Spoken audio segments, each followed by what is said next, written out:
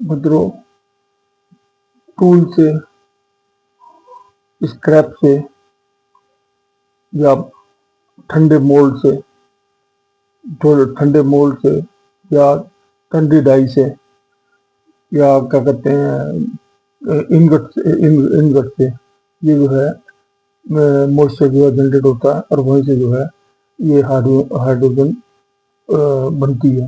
क्योंकि जो मॉइस्चर है वो हाइड्रोजन और ऑक्सीजन में डिवाइड हो जाता है, और उसके बाद में जो है ना हाइड्रोजन जो है वो मेटल के अंदर रह जाती है, और ऑक्सीजन जो है वो ऑक्साइड बना देती है।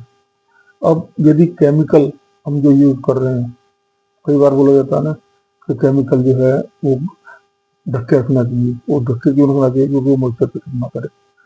और दूसरा क्या है कि यदि हम केमिकल को यूज करते हैं तो केमिकल में कलर होता है, जो रेड कलर होता है या ब्लू कलर होता है, वो बेसिकली रबड़ ब्लू या रबड़ रेड कलर का है।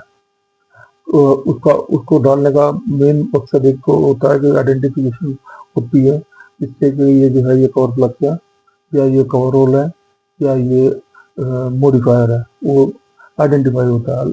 और दूसरा क्या होता है कि इसमें क्योंकि रबर रेड मिलाया जाता है, रबर रेड जो है जब मेटल को के ऊपर डाला जाता है तो ये 180 से 220 डिग्री टेम्परेचर पे जाके ये डीकलराइज हो जाता है, इसका कलर उड़ जाता है। कभी भी कोई भी फ्लक्स को मेटल के अंदर डालने के बाद में जब तक कि डीकलराइज ना हो जाए, यानी वाइट ना हो जाए, तब तक जो है इसको यूज नहीं करना चाहिए। तो वाइट होने का मतलब है कि इसके अंदर मॉइस्चर जो है वो उड़ गया है, डिमॉइस्चराइज हो गया है। और दूसरा जो है इसमें सबसे बड़ा बेनिफिट होता है कि इसमें जो 5 केमिकल की बॉन्डिंग होती है, वो बॉन्डिंग जो है प्रॉपर तरीके से हो जाती है, और प्रॉपर तरीके से होने के बाद में वो यूजेबल हो जाता है, मतलब यूज करने लायक हो जाता है। तो एक तो केमिकल को जो है कभी भी जो है ओपन में नहीं रखना चाहिए, और फर्नेस के अंदर डालने के बाद में जब तक वो डीकलराइज नहीं हो जाए तब तक उसको यूज नहीं करना चाहिए। एज पर इंटरनेशनल लॉ, तो यदि आप स्क्रैप को मेल्ट कर रहे हो तो कभी भी जो है डीमॉइस्चराइज किए बिना मेटल को कभी भी मोल्टन मेटल के अंदर नहीं डालना चाहिए। तो पहले उसको जो है वो कहते हैं ना गर्म करके डालना चाहिए मेटल को। और अभी जो डाई कास्टिंग इंडस्ट्री के अंदर क्या करते हैं कि जो इनगट होती है, इनगट को पहले फर्नेस के ऊपर रख देते हैं। जो फर्नेस के ऊपर रखने के बाद में जब वो गर्म हो जाती है तभी उसको मेटल के अंदर बेल्ट के अंदर डालते हैं। उसका रीजन यही है कि वो डीमॉइस्चराइज हो चुकी है, और डीमॉइस्चराइज होने के बाद में तब जो है वो मेटल के अंदर डालते हैं, तो वो जो है जल्दी मेल्ट हो जाती है। और कई कंपनी के अंदर तो क्या होता है कि इनगट को डालने से पहले प्री हीटिंग चैम्बर में डाला जाता है। प्री हीटिंग चैम्बर में डालने के बाद में जब उसको बेल्ट के अंदर डालते हैं तो वो जो है इमीडिएट मेल्ट हो जाती है, मतलब बहुत जल्दी मेल्ट हो जाती है। और यदि वो ठंडी होगी तो वो जो है मेल्ट होने में टाइम लेती है, और कई कई बार तो जो है मॉइस्चर ज़्यादा होने के कारण ब्लास्ट भी हो जाता है। तो ये ब्लास्ट जो है इसलिए होता है क्योंकि गट जो है ठंडी होती है, मॉइस्चराइज होती है, और वो मॉइस्चर जो है कोल्ड मेटर में जाने के बाद में ज़्यादा हाइड्रोजन जो है मतलब गैस जनरेट कर देता है। और वो गैस जनरेट करने के बाद में जब वो एकदम इमीडिएट फैलता है तो वो जो है ब्लास्ट कर देता है। तो ब्लास्ट करने का कारण भी यही होता है।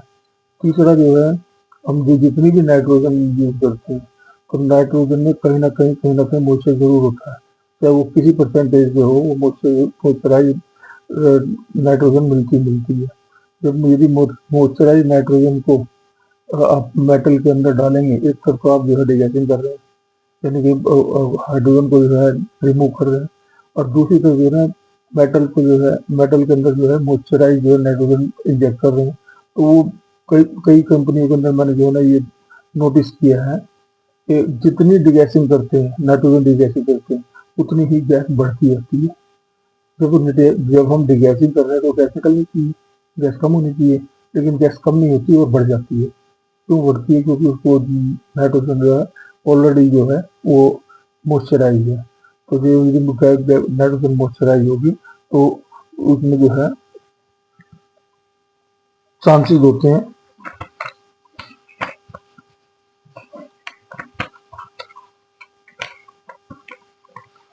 उसके लिए ये सिस्टम बनाया है मैंने। इसको जो है नाइट्रोजन सिलेंडर को गैस निकालने के बाद में पहले जो है ये कैल्शियम कार्बोनेट होता है, कैल्शियम कार्बोनेट के थ्रू निकाल अगर उसको यूज करें तो ये कैल्शियम कार्बोनेट जो होता है वो मॉइस्चर को पिकअप कर लेता है। जब मॉइस्चर को पिकअप कर लेगा तो ये मतलब मॉइस्चर फ्री जो है गैस ही जो है वो मेटल के अंदर जाएगी। और ये जो है जो टूल जो है हमेशा एयर टाइप होना चाहिए और इस तरह का टूल होना चाहिए जिससे कि गैस जो है जेट फॉर्म में बाहर निकले। जेट फॉर्म बाहर निकलेगी तो मैक्सिमम जो है मेटल को ट्रीट करेगी।